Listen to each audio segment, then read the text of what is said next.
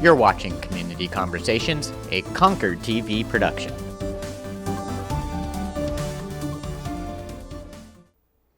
And welcome to Community Conversations. I am your host, Josh Hardy. I am the Executive Director of ConcordTV, and we have a great episode today.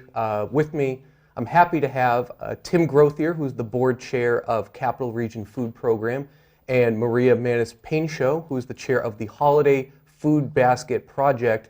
And it's holiday season, you guys. This is right in your wheelhouse. I'd love to know more about the organization, and just, a lot of this has been new to me, figuring out about the value that you provide to the community. Can you tell me about how and when the program came into existence? Yeah, and thank you for having us. Yeah, of course. Yeah. So the Capital Region Food Program, right now we're in our 36th year. 46. Oh, 46th year. A decade off there. But yeah, 46th year of operation. The first Holiday Food Basket Project occurred in 1974. And I'll let Maria fill in a few blanks there, but basically the first one facilitated 100 families and really bringing baskets to them, baskets full of food that were assembled by all volunteers, which we still maintain today. So I step back for a second because Tim is technically correct. This is our 46th annual Holiday Food Basket Project. The Capital Region Food Program, as a separate 501c3 entity, is 36 years old. So he's technically correct. There's a lot of history there. Yeah. Long time, yeah. So the Capital Region Food Program's Holiday Food Basket Project started in 1974, as Tim said. We served less than 100 families. It was a project of St. Vincent de Paul Society of St. John's Church, the Interfaith Council of Churches, and the Greater Concord Chamber of Commerce. It was clearly understood that hunger is not just at holiday time. So in 1984, a group of people got together and created the Capital Region Food Program, the separate 501c3 organization that managed Holiday Food Basket Project, as well as informally did our year-round distribution project. That project was formalized in 1992. And what that does is, on a monthly basis, we have partner agencies, about 30 of them, and they can get up to 20 cases of food to supplement their good work. What the Capital Region Food Program has never done and wouldn't do is, we're not undermining the good work of everybody else. We're trying to collaborate and cooperate and support. At the holiday time, why it became so important to have the Holiday Food Basket Project, there was a recognition that the social service agencies, the food pantries, the soup kitchens were working so hard, and especially at that point in time, they were concentrating on fuel assistance and presents and all the other things. So we said, no problem, we'll take over the food, you manage that, and let's work as partners. So we work with about 50 different agencies at holiday time to get the names of people who are hunger insecure or could use assistance at that time. And we've grown from that, just servicing Concord, to now servicing Concord and surrounding 17 communities. Wow, yeah. Yeah, it's pretty impressive.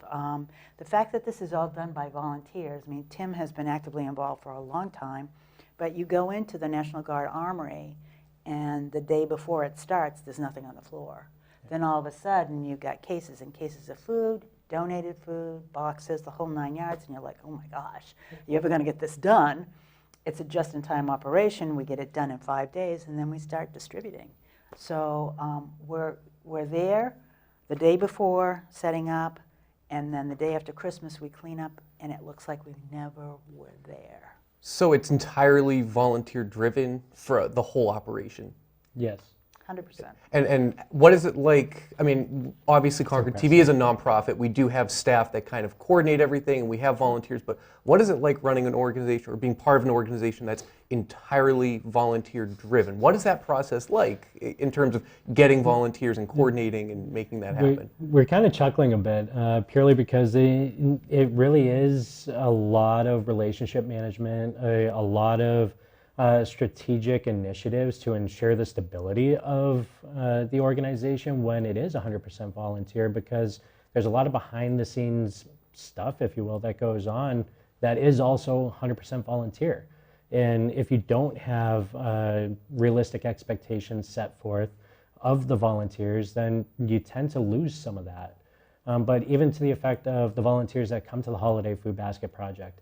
What you do see a lot is generation after generation of volunteers coming to the event to go ahead and keep that going. Right. We benefit from that. Well, I'm sure that having volunteers who are experienced, obviously you're looking for new volunteers to grow your base, but people who you don't have to explain things to them, that they know how it runs, right? That must be helpful, right? Well, so here's the thing. Two things I want to comment on. One is Capital Region Food Program has been really good about clear what our mission is. What is our mission? And every time we start to slip, we go back to what is our mission? You know, it's to help reduce hunger in the greater Concord area. We're not in it to do anything else. That's what we focus on, food and food insecurity. When we bring in new volunteers, one of the things that realized early on, the import of communicating effectively. So we have a structure in place at the Holiday Food Basket Project where we have floor supervisors who run the floor for those days. So we have somebody who manages standards, somebody who manages customs, somebody who manages the box building, somebody who manages the sorting, distribution, all that stuff. And then we have floor captains that report to them, and then we have the volunteers. So what we instituted probably about 10 or 12 years ago, because we found that with new volunteers, well, you're doing this wrong. Good intentions, but hey, we've been doing this for a while. We get an idea of what we're supposed to be doing. But anyways, we need to explain it to them. So we have a briefing before every shift. It's like an orientation with It's new like members. a mini orientation. So this is what we're going to do, because they come in, and if this is the first time you've seen it and you see all these boxes, you're overwhelmed. We got to get it done in the shift. No, you don't. We got it planned. You know, we method madness. We do. It's intentional. It's intentional, and one of the things that we chuckle about a lot is, I'm all about efficiency. This is not an efficient program.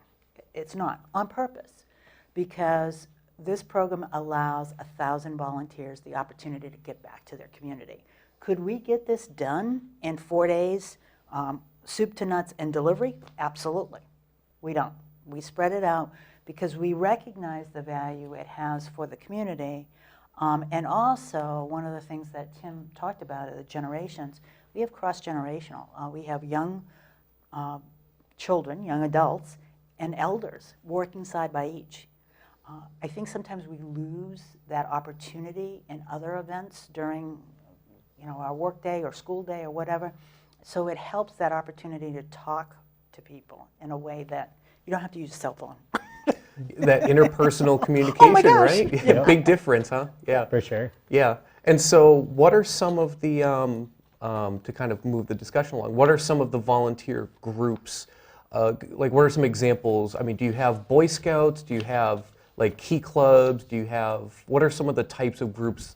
Because I'm sure you get individual volunteers, but there must be volunteer groups that will do it, or maybe companies that do it as their holiday volunteerism, right? Right. There's a lot of companies, and Tim has left the position, but he was with an organization that you can talk about, Neef. Yeah, for sure.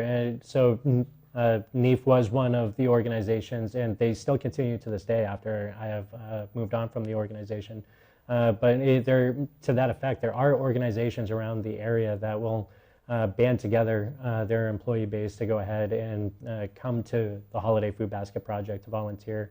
There are also other various groups, to your point, that will go ahead and submit a group of volunteers to go ahead and take on 1 shift, 2 shifts, various degrees. And also just larger families or just larger groups that are friends, various degrees, and also individuals, to your point too. So we have a number of people that the only time they see each other is at holiday time, so they sign up to work the same shift, then they go out to lunch or go Christmas shopping or whatever. We've been really fortunate. We have people from Lincoln Financial, we have from Enterprise Holding Company. Now, Enterprise has Fuel the Tank initiative, and it has been one of our largest grant supporters in the last 5 years.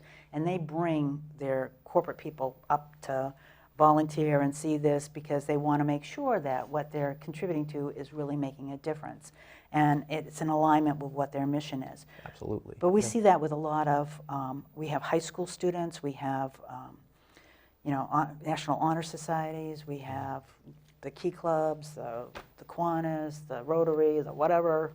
Well, I would think for a lot of these volunteer groups, it's such a tangible difference they're making in the lives of people who live in the Concord area. So that seems like a no-brainer for those types of organizations to pitch in and help out. You can put your hands on it. Exactly, right. Yeah, so that seems like a no-brainer. Now, you were talking about some community partners. Now, one of your biggest ones, obviously, is the National Guard. And could you tell me about sort of what they provide and how that works, and while you're at it, maybe some of the other partnerships that you have as well? So the National Guard became a partner of the Capital Region Food Program back 37 years ago. When this first started, the Holiday Food Basket Project was put together in the pews of the Concordian Lutheran Church. And then when St. John's Church, which is now Christ the King Parish, built their activity center, it was moved there. And then it was like, oh, this is way too small. General Price at the time was the Adjutant General up there, and he said, oh, Mark, we got this place, you come on up here. So we've, every year for 37 years, been up there, and their armory drill hall in Building M is what we take over. We take it over for the 10-day period. They have been extremely supportive with forklift operators, with other types of equipment, and making sure that people are available to help us, making sure it's plowed, all of that kind of stuff. We use their kitchen and so forth. But it's been very interesting because in 2003, it was the largest National Guard call-up in New Hampshire history because of what was going on over in the Middle East. And I had a meeting with the officer in charge on that Monday at 7:30 in the morning. He was meeting with the general at the time, so I met with his aide. He said, the major said, don't worry about a thing, Maria, everything's good, I know you're concerned, don't worry about it. 12 noon, I get a call from the TAG's office, from his second in command, find another location. This is 2 weeks before the program starts. So the TAG gets a hold of the major and he says, you tell her if she can do something, compress the schedule, it's here. We met, we worked it out, we compressed it, it was done. They've always been receptive and willing to help us in any way possible because they also see this as a benefit to the community as a whole, and they serve our community. So yeah, they're special. So they're definitely, yeah, like you said, they're a very special partner in all of this. Who are some of the other major partners you have? I'm sure there's a lot, but who are some of the ones who also pitch in and help out to make this all come together? For sure. A key one that's tied to our other program that we have, year-round distribution project, is Associated Grocers of New England. And they facilitate that monthly initiative that we have in the distribution of food to partner agencies. Mm-hmm. So long-term partners we've had are like Lincoln Financial. They've been with us from like almost day one when they were Chubb Life, then Jefferson Pilot, now Lincoln Financial. Pleasant View Gardens. They have been tremendous supporters of ours in regards to transportation, and they help move stuff to the satellites for us as well as store any kind of extra boxes or whatever we have. They've been just great resource for us. And we have people like Premier Properties and Hodges Development and Cleveland Waters and Bass and Novus Engineering that underwrite the cost of the boxes every year because we pay for only food. But we need boxes, and we need tape, and we need all these other resources in order to execute this program. So we have partners that are our in-kind partners. One of the exercises that we went through was we look at how much money we spend every year, and we spend about $175,000 on food, okay, throughout the year, $175,000 on food. We put a dollar value to all the in-kind contributions that we receive. That's an intriguing number. It's over $500,000. Oh my goodness. So when you put that all together, we can't raise that. No. Right? So these strategic partnerships that we have are critically important for the well-being of the organization, and we recognize and we're very grateful for what they do for us. What I really appreciate about you guys is something you had said earlier about go back to the mission, whatever the mission of the organization is. And I think that's a great lesson for all of us in the nonprofit sector is kind of what is our mission? What is our organizational mission? And you were talking about, making sure you stay focused on that. So you kind of alluded to it, but what specifically is the mission of the organization, or paraphrased at least? So the mission of the Capital Region Food Program is to help reduce hunger in the greater Concord area through in-kind and financial contributions, and working in collaboration, cooperation, and coordination with area food pantries, soup kitchens, and social service agency. Done. Word for word. Yeah, word for. Wow, you know that I put you on the spot there, and you aced the test. There Well, we go. part of the issue is, and honestly, we've seen this happen, is that we have tried to recruit and cultivate future leaders of different aspects of the organization, and not that we're not interested or willing to be innovative in doing different things, but when they start to talk about, well, we should do this, and it's totally disconnected to the mission, that's when we come back and we say, we really need to talk about this. And things get, and we've seen that, because I used to teach on the graduate level nonprofit management, and that's where we see where the nonprofits start going down this road and they can't get back. If you stay true to your mission, then you tend to be more organized and can sustain yourself. That's a great lesson there. So I am going a little off script here, but in December there is an event coming up that ConcordTV you had kind of passed along and notified us about. I saw a press release go out, I think, a couple weeks ago. Could you tell our audience a little bit about what's happening for that event in December? Okay. So on December 17th, which is the first day of the program, we always stop operation at 12 noon, and we bring in a different religious leader from the greater Concord area to do what we call the blessing ceremony. It is in recognition that hunger is blind, and it doesn't matter what your faith or race or religion or any of that is, that we collectively as a group are trying to help one another. And so we bless the work.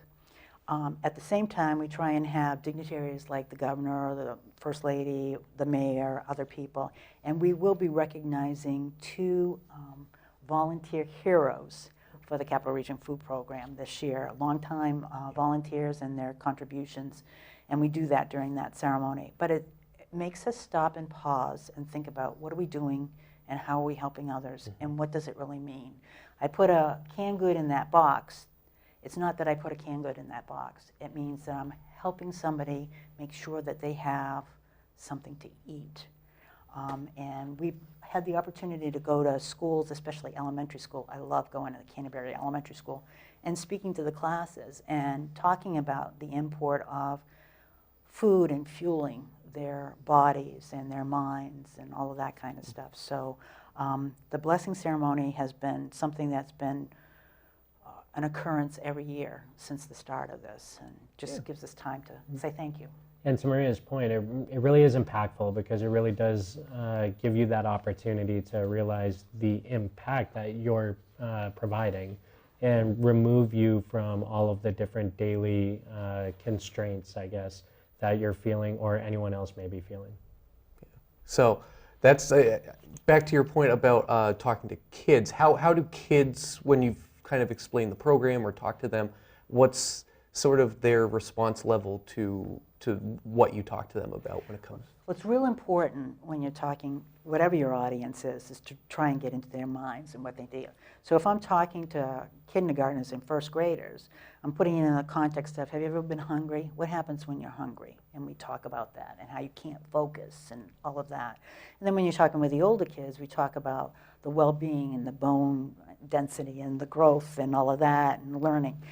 They understand it, and they also appreciate, I think their natural tendency is to share and to care.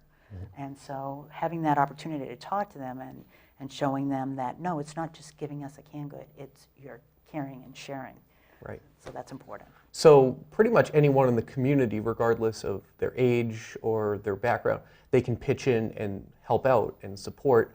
Could you maybe give some examples of ways that people could contribute or help out to the cause? Sure. So some examples that we have seen is more specific to the Holiday Food Basket Project is some organizations will arrange a food drive within their company, then go ahead and try to provide the food to the Holiday Food Basket Project itself. Other ways are monetary donations, specifically on our website. If you go to capitalregionfoodprogram.org, you can donate using PayPal. You can also use the online donation form, print it out, facilitate a donation through that channel. Then other ways are volunteering for the Holiday Food Basket Project. You can go through the online registration form, or you can go ahead and print out the form and mail it in as well. Is it too late for someone to sign up to volunteer for this year's holiday food basket, or They have until November 30th. Okay. Okay, All right. so if they go online or whatever, as long as they do it by November 30th. Now, some people are saying, well, the program doesn't start until the 17th. Here's the deal. Because we are guests of the National Guard Armory and there are security measures in place, we have to give in advance the list of everybody we're bringing in. So all volunteers have to be on a master list that we give to them. So that takes a little while to put together. That's why Understandable. we have that kind of deadline. But even if someone misses the deadline for this year, if they think it sounds like an idea for the 2020 holiday season, I'm sure you'd be happy to have them. Oh, right. And if they send us an email, we'll get them on the email list, because on November 1st, we send out an email blast for registrations for volunteering. So we go back to people and welcome other people along. That's great. Is there like a minimum age? Is it like 13 and up for volunteering, or do you have? No, the only thing that we require is that we prefer no one under 5. And if a child comes, it has to come with a parent. Anybody under 18 has to come with an adult. We have student groups that will come with teachers, and that's pre-approved, that's fine. So an adult, either a guardian or a teacher who... Sure. Now, are there some of the student groups, is it pretty much like Concord High School, Bishop Brady, Merrimack Valley, some of those surrounding schools? No, we have a lot of alternative schools that come and participate. Very few of the traditional schools. There are pockets from Concord High, from Merrimack Valley, but mostly we're getting from non-traditional schools. So that's kind of cool, because these other schools, the kids are coming with their parents at a different time. So it's a family adventure. Good, great. So while we have a couple minutes left, is there anything about the program that you haven't had a chance to say to our audience, or is there anything else that we didn't touch upon today at all? Just at a high level, sincere gratitude for all of the volunteers and contributions. And I personally am looking forward to this holiday season and the project as it's leading up to it. And I think that, of course, I do things in a different perspective. We know I'm much a different drummer. But I think it is important to say that the Capital Region Food Program has made an impact in the Concord area, the greater Concord area. Over 3,300 tons of food cumulatively have been distributed to hunger insecure in our area, and that's in excess of $3,200,000. So think about it. Over time, we've made a difference, and we continue to do it. I think sometimes we lose sight of that because we're so focused on doing the daily thing. If the Capital Region Food Program didn't exist, what would happen? That's my question.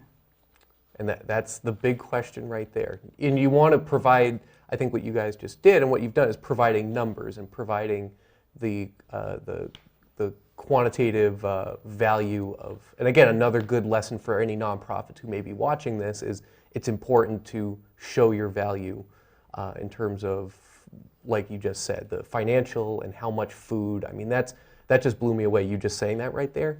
I mean, that tells the whole story right there, doesn't it? So, yeah, I think this has been really informative. You've helped show me a lot about this. I think you guys are also a great example of how nonprofits who are entirely volunteer driven, to me, that's incredible. I think that, I don't know, do you guys even you guys are so busy doing all this, but a lot of nonprofits at least have, more of a core of a staff or some administrative costs. I'm sure you guys appreciate how commendable it is that you're able to do what you do with how many volunteers. I don't know if you said how many volunteer hours you think go into this? Oh, volunteer hours? If you track it. A ballpark. It must be something astounding, right? No, I couldn't venture to guess. I mean, with holiday alone, the volunteer hours that we're looking at is probably in the vicinity of 2,000 man hours. Is that right? 2,000? Easily 2,000 man hours. and then what goes on throughout the year. Yeah. I Behind the mean, scenes, behind yeah. the scenes. Oh, yeah. Yeah. And you know what it's like when you have staff. You look at your staff and what they're doing. Think about that. That has to be done by somebody, Right. right? You know? It even gets to the degree that we do have a working board where every individual on that board is a part of the different committees that we have, and Right. they're moving the initiatives forward within those committees. And one of the things that's unique about this organization also is the fact that because we're a nonprofit organization, we have specifically put in protocols, and we're all about risk management and limiting liability. So for me, being involved in it, and I serve as treasurer too, is that we want to make sure we have those financial protocols in place so that there's absolutely no question. Yep. And we've been, the board's been very, very supportive of that, and yeah, it's great. Great. So yeah, so if you serve on the board, it's a working board, so it's not like serving on a board just to have it on your credentials or on your resume. right. It's Right. you put the work in. Right. So I think that's great. Well, thank you both for coming in. I think Thank we're you for just having about us. out of time, and I'd love to have you guys back anytime next year, holiday season, or whenever you would like to be back on. This is just a wealth of information here. So, That's great. So we have both Tim and Maria here from the Holiday Food Basket Project and the Capital Region Food Program. And so this has just been a great show. I'd like to thank everybody for watching Community Conversations, and we hopefully will see you next time. If you're tuning in on YouTube or Channel 22, we appreciate you for watching. We'd love if you could give us feedback or subscribe, comment on the videos. Your feedback helps us shape our content. So we'll see you next time. Thanks. Happy holidays.